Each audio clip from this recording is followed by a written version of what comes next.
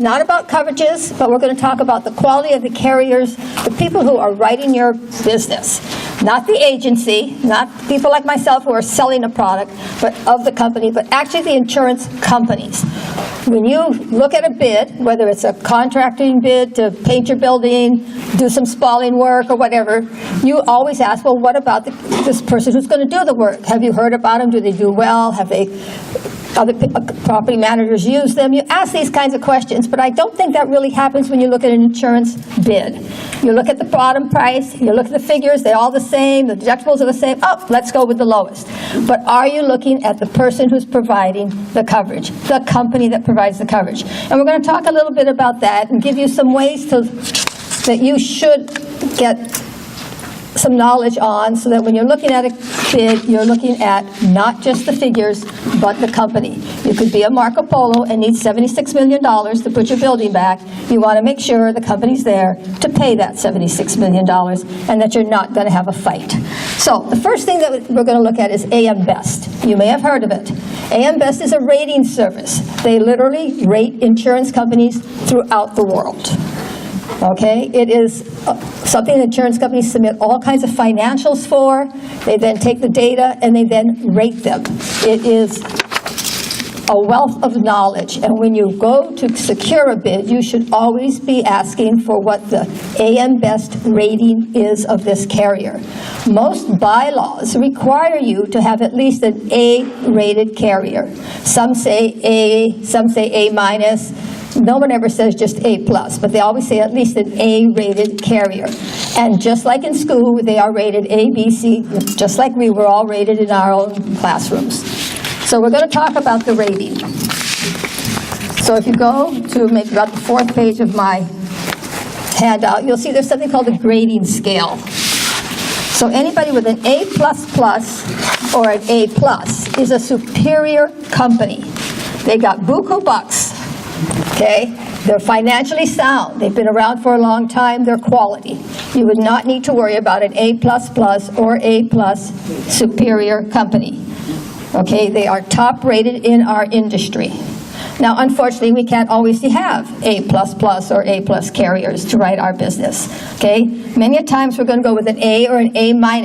Those are excellent, and excellent's still a good grade.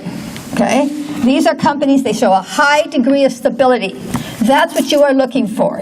You're not looking for somebody who has a profit one year and fails the next. You're looking for stability because you want them to be there when you need them. And you don't need them every year. Well, let's hope you don't need them every year. Oh, you need to make sure that they're there when you need them. So A- is the lowest anybody should ever go in condo land. You should never looking at a carrier that is a B++ or a B+. These are good companies, but they are not acceptable for those of us in condo land. We have too many assets that we are protecting. The value of our buildings are in the millions. We have a huge business, and we need to make sure that it's going to be protected. So A- is the lowest anybody should ever think about insuring with, okay? For your information, there is something called E, and those are for companies that are under regulatory supervision. Something went wrong, and insurance commissioners are looking at them to determine if they should be allowed to go back to a rating of A, B. Instead, they're right now an E rating, and there's an F, and that means they're in financial trouble, they're in liquidation. So, of course, none of us would ever want to touch any of those types of companies. So, to enhance the usefulness of the ratings, AM Best assigns each rated insurance company with a financial size category, an FSC. Insurance companies love abbreviations. FSC, financial size category, okay? And that category, if you flip a couple pages, has different classes. So, class 1, I could be an A class 1, which means I have less than $1 million, okay? Class 2 means I have $1 million to $2 million. Class 3, $2 to $5 million. Class 4, 5 to 10. And it goes on and on and on. Class 8, 100 to 250 million. I like those figures better because my building's worth 40, 50, 60, $100 million, okay? Class 9, 10. Give me class 13, 1.25 to 1.5 billion. That's my kind of company. Okay, I want somebody that's got buku bucks. So when I have my $76 million fire on my $150 million building, that they're going to be there to pay it. So you're looking for someone with good financial size category. And if you look at the 2 pages, you will see them all there in millions, the valuations. So you know when someone tells you, oh, this is an A plus 2, or an A plus 1, or an A minus 5. Or an A minus 10, you'll know what that 10, besides the A, you'll know what the numbers are related to. And that's important to know, because if somebody just says it's an A-rated carrier, well, it could be an A minus all the way up to an A++, and it could be an A1 all the way up to an A15. So you need to know where in that category of A's you are, and where in the category of financial size you are. Are you at a 1 or at your 15? Obviously, the closer to 15, the better. But anything between 9, 10, 8, 9, 10, 11, it's all quality carriers with lots of money to pay.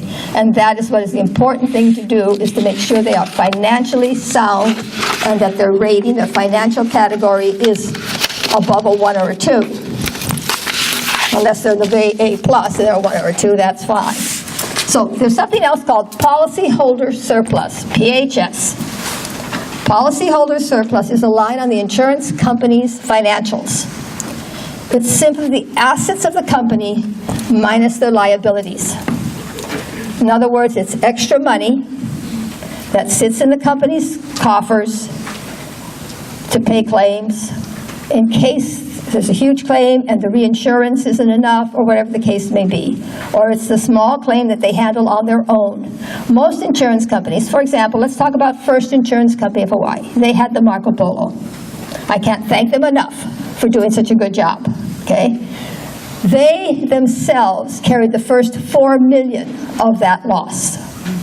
They then had reinsurance with quality A+ rated carriers, because even the insurance company looks to see when they buy their reinsurance who they're buying it from.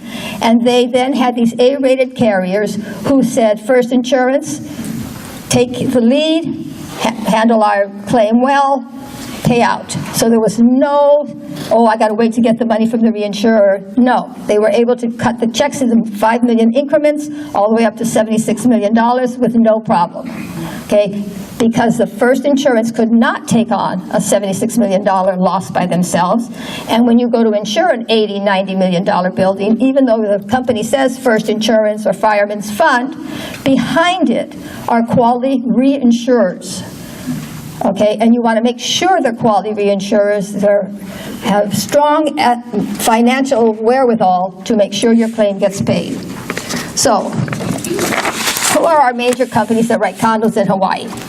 Basically, there's First Insurance, Fireman's Fund, a company called Lexington, and we're going to talk about admitted versus not admitted, Lloyd's of London, writes a slew here, and a company called Dungbu, or they changed their name recently to DB. These are the 5 major carriers of condo insurance. State Farm used to be a major carrier, but they are going, I mean, at one point they had 60% of the condos in Hawaii, and I'm talking about in the early 80s and 90s. Then they got off of a lot of condos, and their goal is not to stay on condos. So State Farm is no longer a major writer of condominiums, okay? So these are the main ones that write condos in our state. Now there's a few little companies who will write 1 or 2 small condos. It's a $5 million building, a $3 million building. You'll have companies like Dietrich or Island Insurance writing small type condos, but they're not major players. And we're only going to talk about the 5 major players: First Insurance, Fireman's Fund, Lexington, Lloyd's of London, and Dungbu. First Insurance and Fireman's Fund and Dungbu are all admitted carriers. By being admitted, they are handled or vetted by our insurance commissioner here in Hawaii. Okay? He looks over their financials besides AM Best. He looks over their financials. They go to see him if they want a rate increase, as do all of our local companies here. So this is these 3, Fireman's Fund, First, and Dungbu, are admitted carriers in here. Lexington is not admitted. It is not housed in Hawaii. The insurance commissioner does not vet it, but it is vetted by the state in which it is, and I think it's Delaware. I meant to look that up, but I wasn't positive. But Lexington is vetted by some insurance commissioner. Lexington is a very strong company. They are willing to take on all of our wood frame complexes, not all, but the majority of them, because of the hurricane exposure, First Insurance Fireman's Fund is not interested in them, okay? They'll take on your high-rise, your concrete structures, but they won't write your wood frame townhome styles. So Lexington is a big writer, and Lexington is very well heeled and can handle that. Lloyd's of London is a syndicate. There's different groups and different. It's not like it's one company called Lloyd's of London. There's very different syndicates. Not all syndicates write business in Hawaii, but the ones that do handle it very well and seem to have not had any problems. I've been working with Lloyd's of London for years now, and at claim time I've had no issues. So to me, those are the important things to go on. Dungbu, or DB, is relatively new to Hawaii, about 10 years old. It is an admitted carrier, but is an alien insurer. In other words, it does business in a country that it does not. Its home country is Korea, but it writes business in other countries, so because that makes it an alien insurer. Okay, so that limits the insurance commissioner's ability to go after them if they were ever to go bankrupt. In other words, if any of these other companies went bankrupt, the insurance commissioner can go after all of their assets, not just their assets here in Hawaii. For Dungbu, because it's an alien insurer, the insurance commissioner can only go after their American assets. So when you look at someone like that, you have to say, well, what are their assets? What is their policyholder surplus? How much money do they have in America? Because you want to make sure there's enough to take care of you. So if you flip the page, you'll see that Lexington Insurance Company, and I put them on top, has assets of $21 billion. Is that billion one? Yeah. Okay.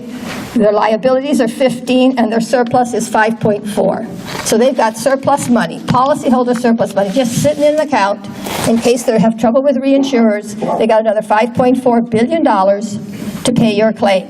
So that's why they can take on the wood frame structures in Hawaii because of our hurricane exposure. Because when that hurricane comes, we are going to be a mess, especially if it wants to hit Oahu. Okay?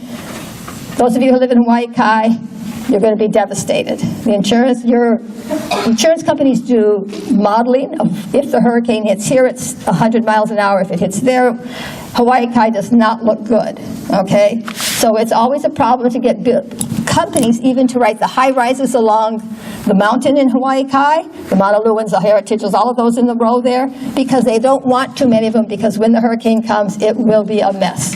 So they do modeling, and it's important for that, because you want your company to be there for you. So you can see Lexington is a very well-heeled company. I wish I owned it. I wouldn't be here talking to you. I'd be on vacation.